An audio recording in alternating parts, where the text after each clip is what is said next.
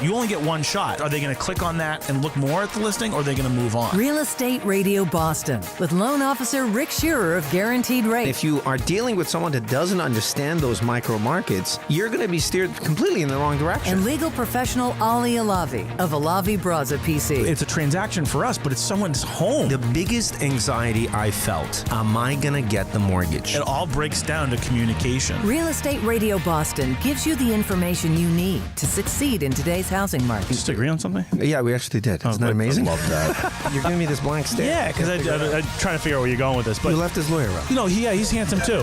Rick Shearer, NMLS ID 454910. This is Real Estate Radio Boston. Given the activity that you're seeing in the market, given the rumblings that we're hearing, and we're probably going to chat about this during the show or perhaps next week, how are you projecting 2017 activity as comparison to 16 and 15? I'm projecting higher prices, higher interest rates even. I'm anticipating an increase in interest rates, lower inventory.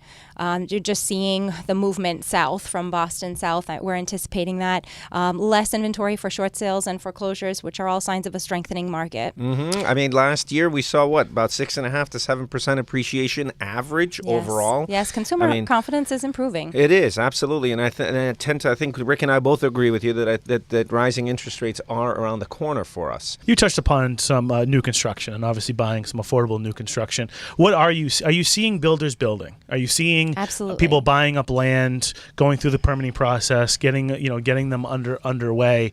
And are you seeing enough inventory, too little inventory, or too much building inventory? Well, we make it our business to know what projects are coming down the pike, and we really are. We're not too excited about what's coming our way because we don't see a lot of new developments that are coming down the pike. And so, I am worried about the inventory moving forward. We do see definite increased confidence for builders, whether that's building spec homes or taking on new projects. It's just finding those opportunities that's difficult now. Absolutely. So our market isn't quite as wild in that way where we're waiving mortgage contingencies. To me, that is quite extreme and scary to hear about.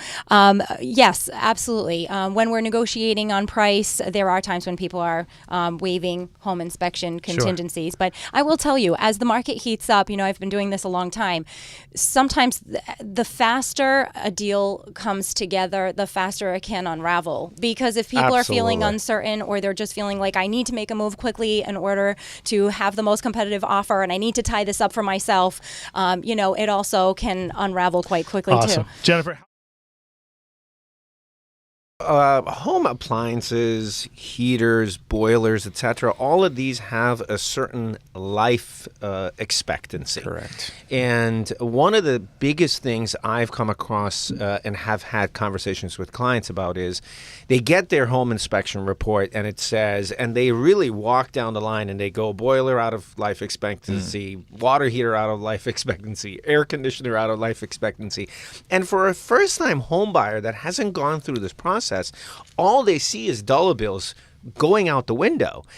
Having it be out of a life expectancy doesn't necessarily mean that the thing is dead and it's no longer going to function. Absolutely. And that's the real importance of having the buyers be at the inspection when the inspection's being done so they get the information firsthand. Because when you read the report, it's going to be more black and white. It's going to, we have to label things a certain way so people have a good understanding. But if they don't get a good explanation of why the equipment is listed the way it is, like you said, if you read a boiler's fully depreciated, yet if you were at the inspection and you saw that it's been well maintained and that it's been serviced every year and it's in good shape, no visual damage, it may have a lot of life left on it. But when you read the report, it comes across that way. And so that's where that educational aspect of it and teaching the people kind of goes a long way. Mike, how often do people what percentage of the people don't show up to a home inspection?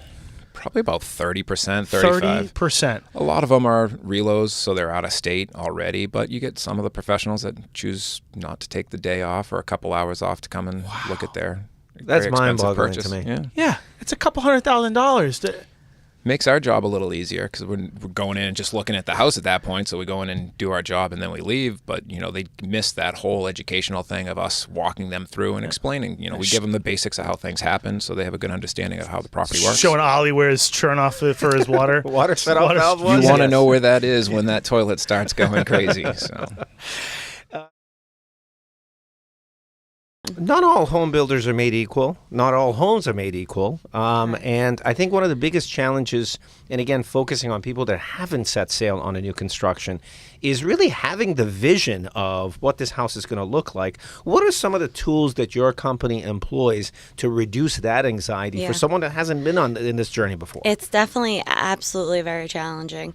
A lot of times I'm working with the architects, making sure that they're putting as much detail on the plan as possible, as well as creating the renderings. And we're showing this is really what it's going to look like. You can change the colors or change this and that, but this is what it's going to look like. If we don't have a finished home that they can actually physically walk through and get the sense, there's, I would say, maybe 500 photos that we have of previous homes. I mean, we've built over 100 homes just in the past 4 years. Wow. So they're very up to date. We also have the over 55 in Medway, which is 80 units. It's singles, duplexes, and triplexes. And that's called Millstone Village? Millstone Village in Medway, correct. So we have had a lot of success with just a lot of word of mouth, too, because it's the only 55 over in Medway. There aren't that many over 55 projects. I mean, I think it's such a tremendous need for these types of projects because we're dealing with an elder community that have lived in their homes for 20, 30, 40 years, and they want to be able to downsize. But given the craziness of this market and the lack of inventory everybody talks about, the over 55 is such a wonderful solution. I'm so happy to hear. And you know, they really want to stay close to their family also. Right. A lot of times they're saying, I have this huge 4,000 square foot house and I really want to downsize, but I don't want to leave my kids and my grandkids, and I don't want to go to Florida. Or so this is really keeping them close, and they don't necessarily want to go into a tiny little condo either. So they're coming into our new construction homes, which they're really not sacrificing anything when they're coming into our 2,500 square foot condo. Yeah. You're not, and you still have your 2-car garage. And I mean, a lot of people think downsizing and, you know, it's going to be, I'm going to go into this little tiny 500 square foot. Right. It's not the case at all. And they're really having the ability not to have to compromise.